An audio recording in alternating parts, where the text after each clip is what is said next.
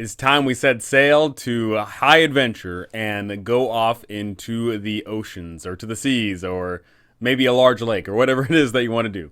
Let's have high seas adventures because I see a lot of adventures take place on a certain landmass, and I feel like there is a lot of fun things you can do in a high seas adventure that you just straight up can't do in a traditional adventure.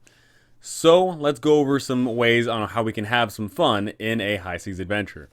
First off, make the home base truly home.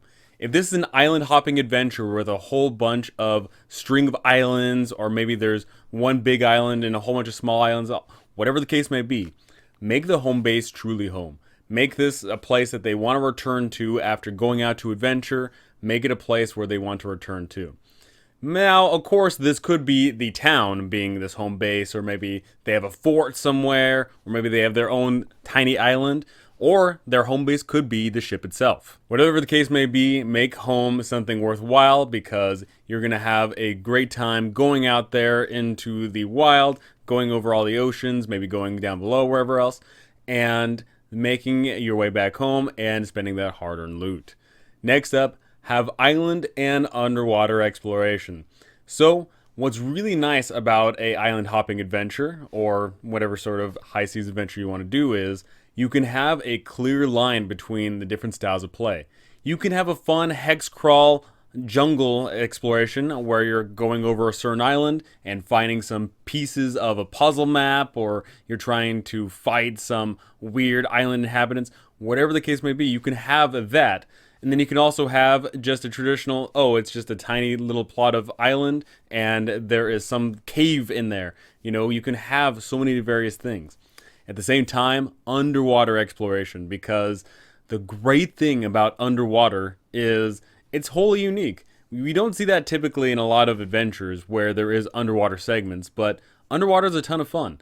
You can have underwater dungeons. You can have places where you are exploring destroyed ships. You can have so much underwater complexity in an adventure that allows you to have some fun scenarios bring up that you normally don't get to bring up. Now, also a really awesome thing about a high seas adventure is you can have land, sea, and sky encounters. Typically in a adventure, you only have land encounters because if you're in a dungeon half the time, then there really is no sky encounters.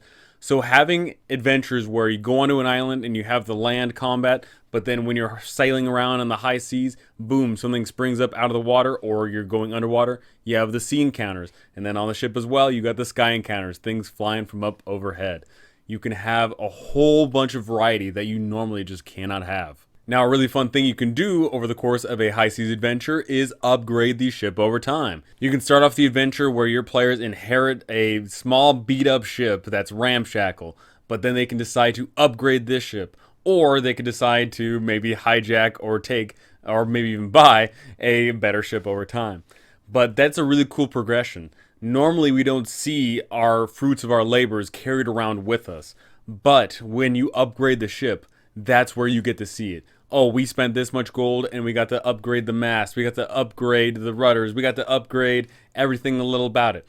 That's awesome. It's great to show off all of your hard work and endeavors in something that you're actively using. And another great aspect of the high seas adventures is you get to assign roles to the crew. You can look to each individual player and say, okay, you're in charge of the weapons, you're in charge of steering, you're in charge of navigation. You can have all these roles assigned, and you can add a whole bunch of fun mechanics behind these things, and you can have everyone feel like they truly are contributing to whatever is going on with the ship.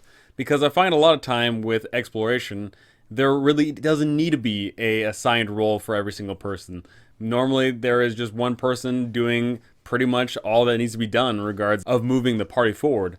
But when you're using a ship, all hands are on deck. You can get everyone to do every little thing. You can have the quartermaster, and then you could have the weapons expert, you could have the steering, you could have the sail. You can have all these various roles to everybody, and it's a great time. And if your players don't enjoy it, then they can just hire someone to do that all for them, and then they could just resume back to enjoying all of the leisures of whatever it is that they normally do. The variety of adventures you can have on a high seas adventure is extremely unique, and it's totally awesome. I highly recommend it.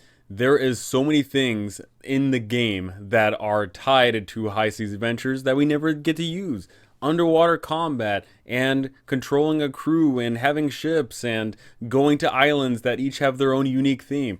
That's so much fun, right? You can have this fun adventure where you go to one island and then there's a murder mystery. You go to another island and there is some weird undead action going on. You go to another island and it's a hex crawl. You go to another island and you can have all these various themes and things going on.